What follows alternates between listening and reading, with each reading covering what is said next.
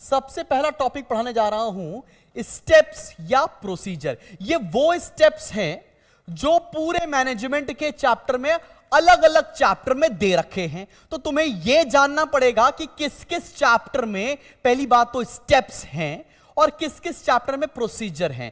अब इसका एक रूल है, जब भी पेपर में, आपका पेपर अभी एमसीक्यू नहीं है, आपका पेपर ना लिखने वाला पेपर है, ठीक है, डिस्क्रिप्टिव पेपर आ रहा है। तो आपको क्या करना पड़ेगा, जब आप पेपर दोगे तो स्टेप्स को ऑर्डर में लिखना पड़ेगा। अगर आपसे स्टेप पूछ लिया 2 नंबर में तो भी तुमको सारे स्टेप्स लिख के आने पड़ेंगे। अगर आपसे पूछ लिया 4 नंबर में तो भी तुमको सारे स्टेप्स लिखकर आने पड़ेंगे।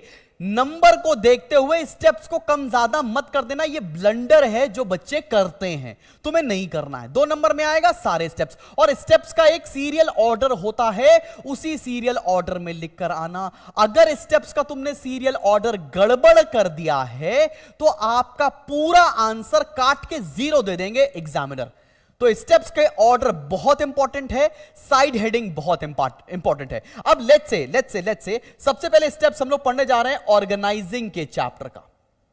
लेट्स से ऑर्गेनाइजिंग हमारा चैप्टर है और इसके अंदर हमको स्टेप्स दे रखे हैं। ऑर्गेनाइजिंग के चैप्टर में हमें स्टेप्स दे रखे हैं। अब वो क्या क्या स्टेप्स हैं जरा मैं लिख रहा हूं और मेरे साथ साथ चाहो तो तुम भी लिख लो भाई, मेरे साथ साथ चाहो तो तुम भी लिख लो। तो ऑर्गेनाइजिंग का स्टेप नंबर 1 क्या है, division of work. Division of work. उसके बाद अगला स्टेप क्या है, अगला स्टेप होता है ग्रुपिंग जॉब्स। ग्रुपिंग जॉब्स और एक्टिविटीज। उसके बाद थर्ड स्टेप क्या होता है मेरा बेटा, थर्ड स्टेप होता है assigning duties. Assigning duties. Fourth step क्या होता है, delegation. Delegation of authority. Delegation of authority. और फिफ्थ और लास्ट स्टेप क्या होता है बेटा, कोऑर्डिनेशन ऑफ एफर्ट्स।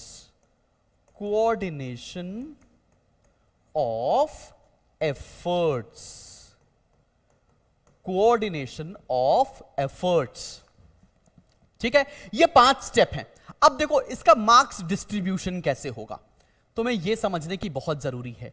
अगर ये क्वेश्चन 2 नंबर में आया, तुमने साइड हेडिंग लिख दी, पूरा ठीक है, तुमसे कोई डिस्क्रिप्टिव की बात इस पेपर में बहुत ज्यादा आंसर इलैबोरेट करने को नहीं आएगा। आंसर बहुत ज्यादा आपको स्टेट वाइज क्वेश्चन जो आएंगे ना, वो मेंशन कराने वाले क्वेश्चन आएंगे, बहुत इलैबोरेटिव लिखने वाले क्वेश्चन नहीं आएंगे इस पेपर में, बिकॉज पेपर 1.5 घंटे का है। बोर्ड को भी पता है, काउंसिल को भी पता है कि अगर हम एक्सप्लेन करने वाले ज्यादा क्वेश्चन देंगे तो बच्चे को दिक्कत आएगी, 1.5 घंटे में पेपर नहीं होगा, तो ज्यादा मेंशन करवाएंगे, स्टेट करवाएंगे। तो तुम्हें आज से कल तक के पेपर में बहुत एक्सप्लेनेशन को रटने की जरूरत नहीं पड़ेगी। तुम्हें साइड हेडिंग को याद करना और उससे रिलेटेड इंफॉर्मेशन अगर अंदर लिखकर चले आओगे, तुम्हें नंबर मिलेगा। कोई जरूरी नहीं है कि तुमने बुक की लैंग्वेज लिखी है तो ही मिलेगा। मेरी बात समझ में आ रही है कि नहीं आ रही है, क्लियर है कि नहीं क्लियर है बात। अब जरा देखो, अब ऑर्गेनाइजिंग का ये क्वेश्चन आया, लेट्स से ये क्वेश्चन आया 4 नंबर का, तो तुम्हें कैसे मिलेंगे इसके नंबर, तुम्हें स्टेप पूरे लिख के आने पड़ेंगे। पूरे स्टेप लिखकर आओगे तो तुमको, और पूरे स्टेप लिखकर आओगे तो वो तो मैंडेटरी, अगर पूरे स्टेप नहीं लिखे तो वैसे ही तुम्हारे नंबर कट जाने वाले हैं। ऐसा नहीं कि 4 नंबर का क्वेश्चन है तो केवल 4 स्टेप लिखोगे, गलती मत करना। और जब भी आंसर लिखना तो साइड हेडिंग लिखना। साइड हेडिंग का हाफ मार्क्स होता है और हाफ मार्क होता है एक्सप्लेनेशन का।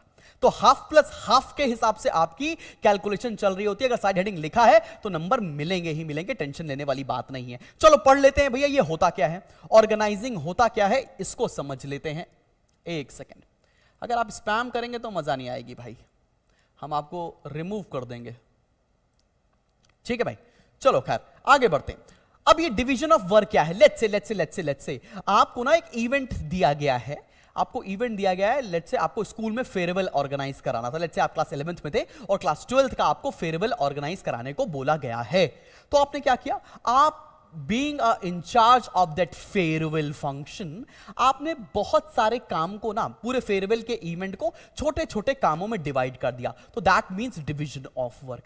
जब डिवीजन कर लिया तो आपने जो सिमिलर नेचर के काम हैं उनको ग्रुप कर दिया, जैसे केटरिंग प्लस डेकोरेशन को ग्रुप कर लिया, इनविटेशन प्लस प्रमोशन को ग्रुप कर लिया। लाइकवाइज जो सिमिलर नेचर के काम हैं उनको आपने क्या किया, उनको आपने बेटा ग्रुप कर लिया। उसके बाद क्या करेंगे, पहला पॉइंट समझ में आ गया, पहले वर्क को डिवाइड किया, फिर ग्रुप कर लिया, असाइन ड्यूटीज, हर एक काम, हर एक बंदे को एक काम असाइन कर दिया। जैसे सुनो भैया, आदित्य तुम केटरिंग का काम देखना, जैसे कि मोहक तुम ना भाई डेकोरेशन का काम देखना, जैसे कि हर्ष अग्रवाल तुम ना डिस्ट्रीब्यूशन का काम देख लेना, गिफ्ट्स का काम देख लेना। तो भाई सबसे पहले आपने वर्क को डिवाइड किया, आपने जो सिमिलर नेचर के काम थे उसको ग्रुप किया, उसके बाद आपने ड्यूटीज असाइन की, उसके बाद क्या है, डेलीगेशन ऑफ अथॉरिटी। अथॉरिटी का मतलब क्या होता है, अगर कुछ भी गड़बड़ हुआ तो तुमसे ही पूछेंगे, अथॉरिटी आ गई कि ये काम तो मुझे ही करना है।